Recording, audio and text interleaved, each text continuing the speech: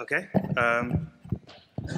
I'm going to be talking about compilation strategy for optimizing programs that do transformations on trees. And this is work that the 8 of us did from Indiana and Purdue. So computers are pretty good at operating on data that looks like this, right? A lot of thought has been put into optimizing programs that are using packed data structures like this, like arrays. There are a lot of properties about them. So if we're going to go straight through this left to right, the computer's very happy with that, right? It likes that. Now, what about if we're going to do the same thing with this data structure, if we want to sum through it? Well, the computer's not too happy. So there are a lot of great things about data structures like this. There are a lot of things that we like about them. Properties of this data structure, like inserting is very easy. It has a nice sort of inductive structure. But the computer isn't exactly as happy with it, especially if you're doing something where you are going through the entire data structure. You're consuming it, reducing over it, transforming it. So what can we do about this? Normally, if we're going to represent something like a binary tree, here on the left in Haskell and on the right sort of C code, it ends up looking in memory basically like this. So here, this binary tree that contains 1, 2, and 3 ends up looking like that in memory on the right, where each leaf and each node is an individual heap object, and they're connected with pointers. So trees are in a lot of applications, trees like that. For example, compilers often do big traversals of trees, browsers with the document object model. But for whatever reason, people have ended up essentially sticking with that same struct and pointer-based representation of trees pretty much uniformly, right? And this goes all the way back to like early Lisp implementations. And there has been some thought in optimizing certain kinds of operations on trees. For example, in the HPC community, those are sort of typically tailored to a particular kind of application or are limited to certain uses. They're not sort of general new strategies for how to compile functions that operate on trees.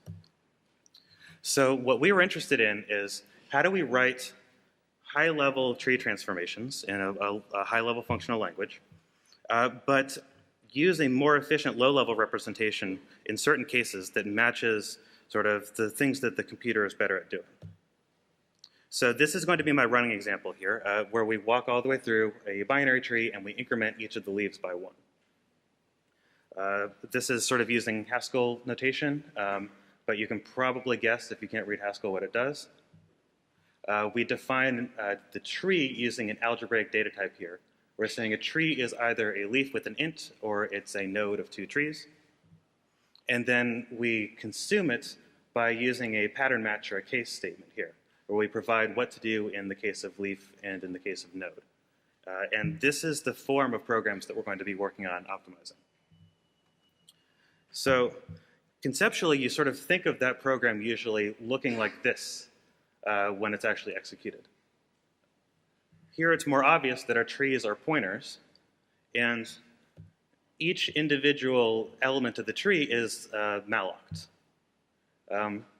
This is sort of a particular way of implementing that transformation, but is it the best way of implementing it?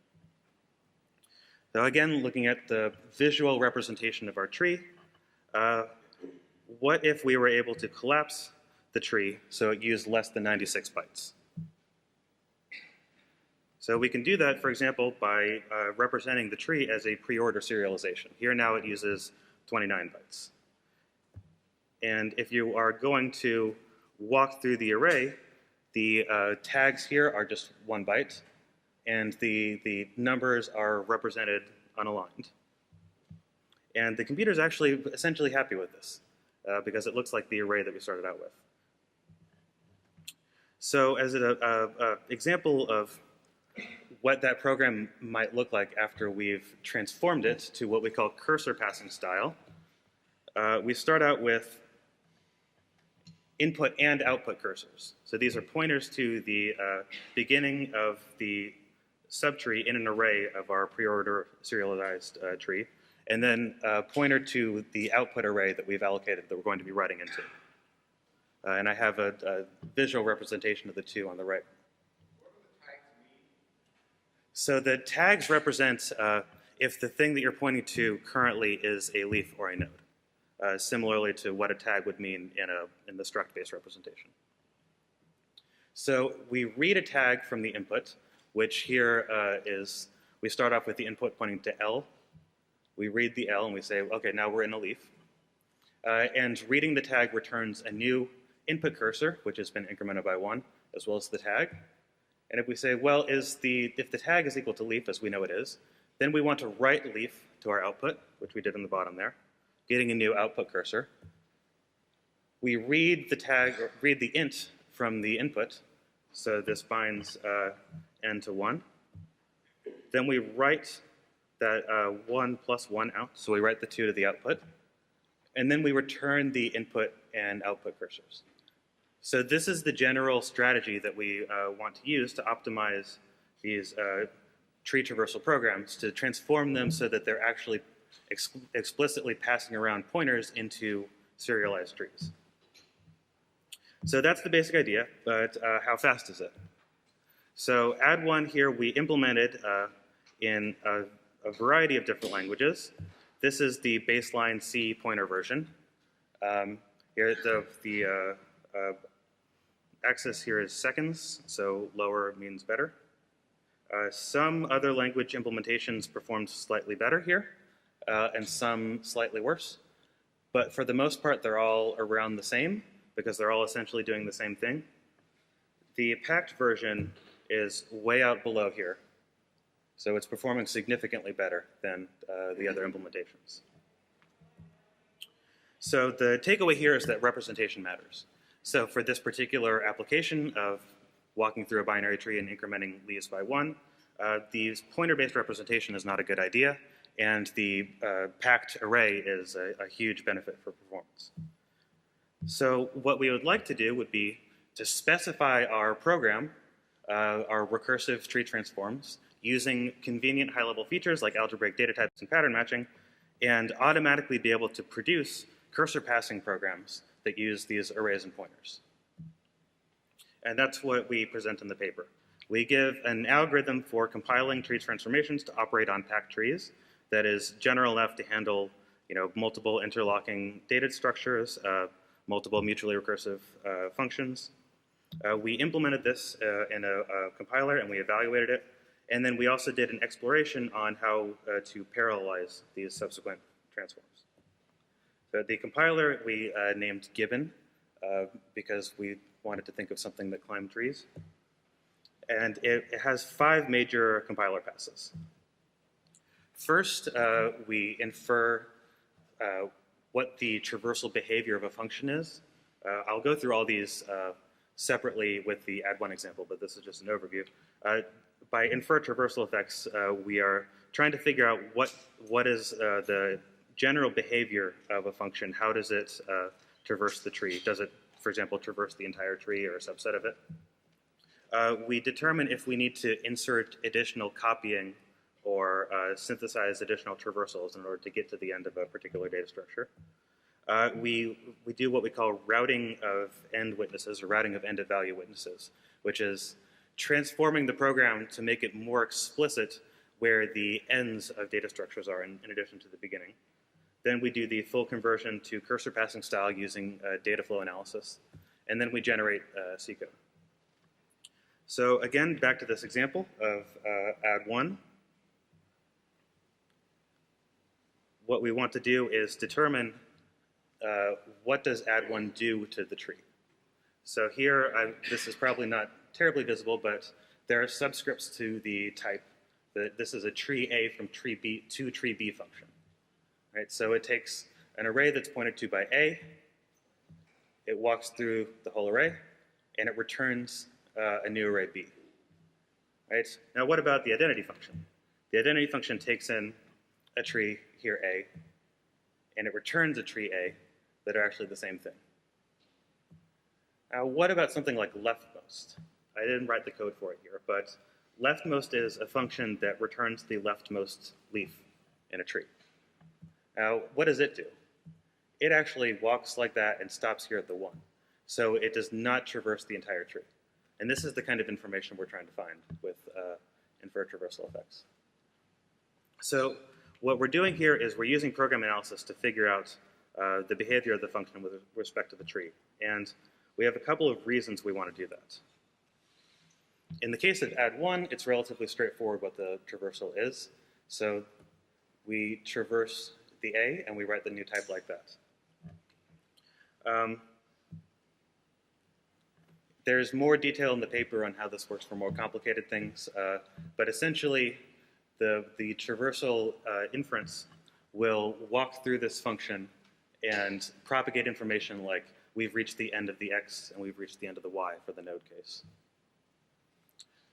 Now, the next one, copy and traversal insertion, here we need to determine if we need to do additional work to the tree. So there are 2 questions we need to ask.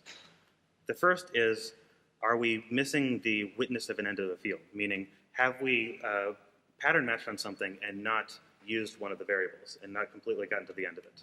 The second one is, did we use something more than once?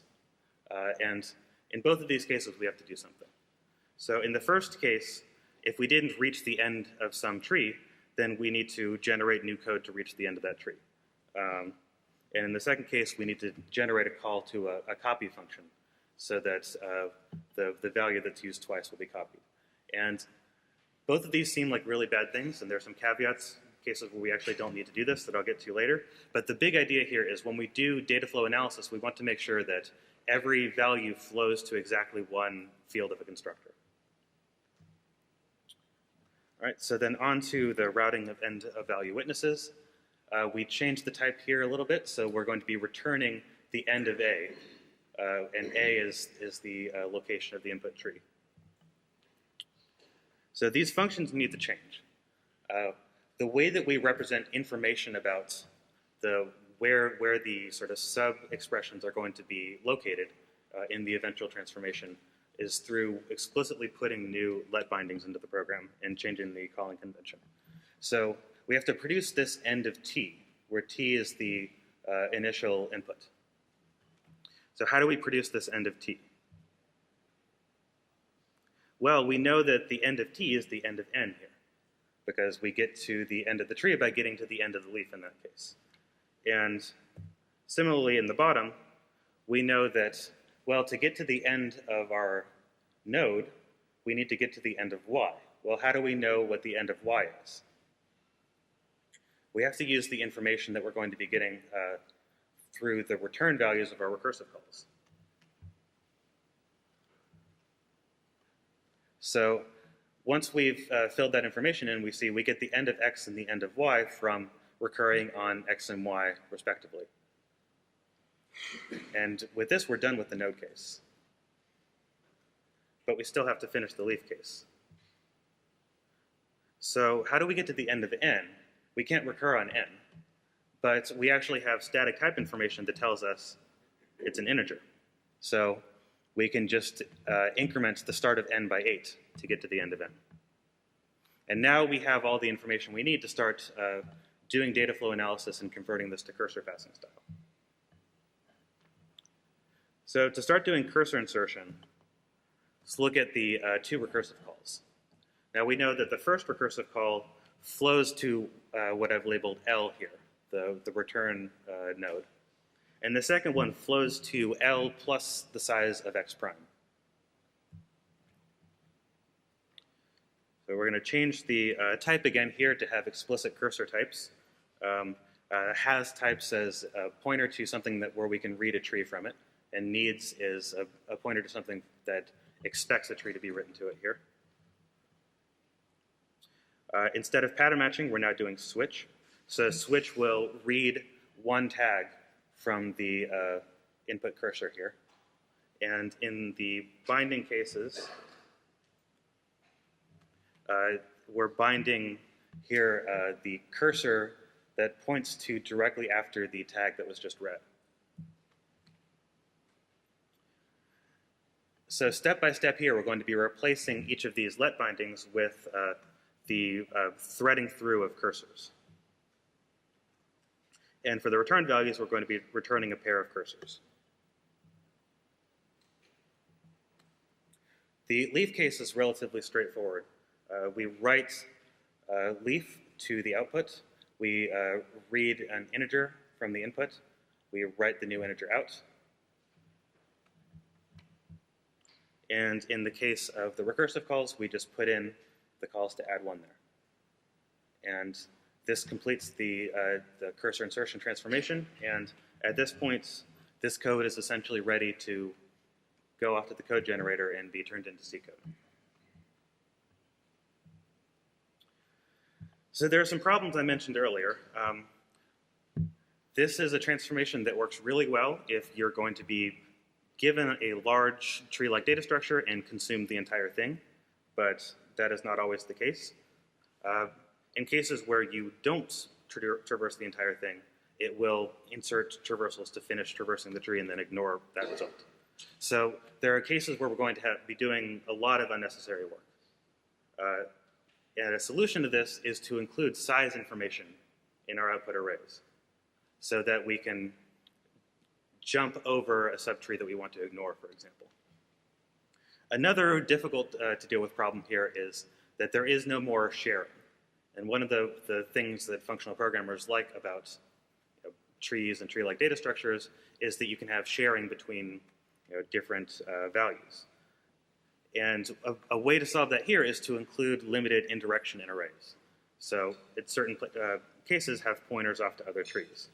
We have not actually automated either of these things. So currently our compiler can't do either of them, but we have ideas for how they could be implemented. So onto the performance results. Of course, you can see the full paper for the full evaluation in the paper, but the main result is that we compared against handwritten C with as close to optimal memory management as we could manage, where we're doing bump allocation into arenas. We're not using the extra space of a union type. We're doing essentially the best justice we can to the pointer-based versions of the programs we're benchmarking.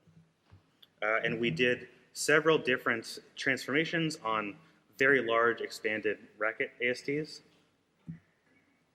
And we found that the programs produced by Gibbon were consistently 2 to 3 times faster than these optimized handwritten traversals. And then, of course, several orders of magnitude faster than what's produced by Java and GHC and OCaml. So the last thing is, how do we parallelize these transformations?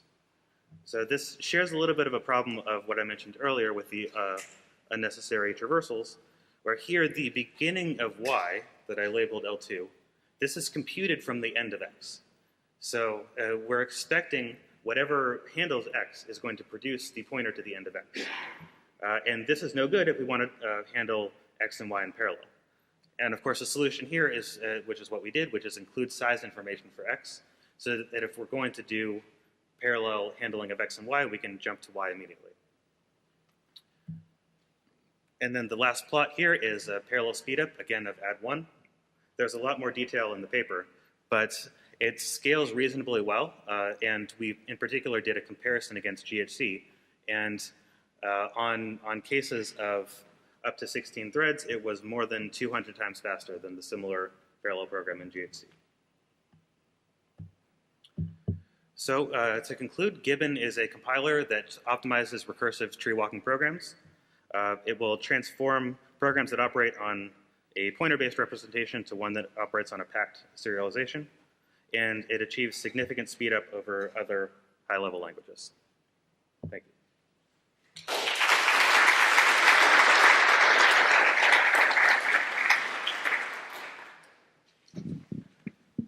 Hello. In the beginning, you showed us the C-packed version is significantly faster than the other. And then in the benchmarking part, you said that your compiler is able to be 2 to 3x faster than handwritten C. Is that their yes. C-packed or their? So the initial graph that had the larger gap is sort of written in more idiomatic C that uses sort of normal malloc.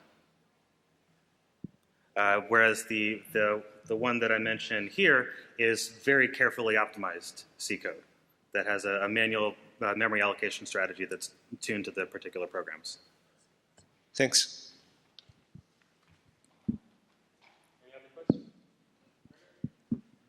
So you didn't talk much about the actual sort of searching for traversal effects. I assume, of course, I can go look at the paper. Yeah. But some tree traversals are depth first, and some tree traversals are breadth first, and some trees need to be traversed in both depth first and breadth search manner. Yes. So, well, talk about this. Yes. You've hit on one of the difficult cases. Yes. So currently, the compiler will correctly produce the right answer for difficult cases like that. But there will be quite a lot of additional sort of unnecessary work done. Because if you're at a point in the compiler, for example, where you're doing one kind of traversal, or at the point in your program where you're doing one kind of traversal, but that kind of traversal doesn't naturally give you the end of one subtree, then the compiler will currently insert code to do unnecessary work to get to the end of that. Right. So you're essentially sacrificing the performance of one style in favor of the other, and if you can sort of guess which of those. The way that we've been thinking about this is there's sort of a gradient of how extreme you can be in maybe packing your trees. So if you have certain amounts of indirection in certain places and not in others, then you can use that to avoid having to do unnecessary traversals. But like I said, that's sort of future work. We haven't figured out how exactly to determine that automatically. Okay, so I actually, if there's nobody, I had one other question, which is about tree mutation passes. Yes. And I think, again, I can just say that. Talk about that, yeah. So everything we talked about here was all about immutable trees. Right. And you can imagine mutation being difficult because we've specialized the implementation to be exactly based on that particular tree. Another thing that would help with mutation would be being able to determine automatically what are like the minimal number of indirections we need to include in the data structure. So potentially doing sort of that, a hybrid. Yeah. So potentially figuring out exactly how to hybridize the two representations would help, I think, with mutation in trees. Okay, thank you.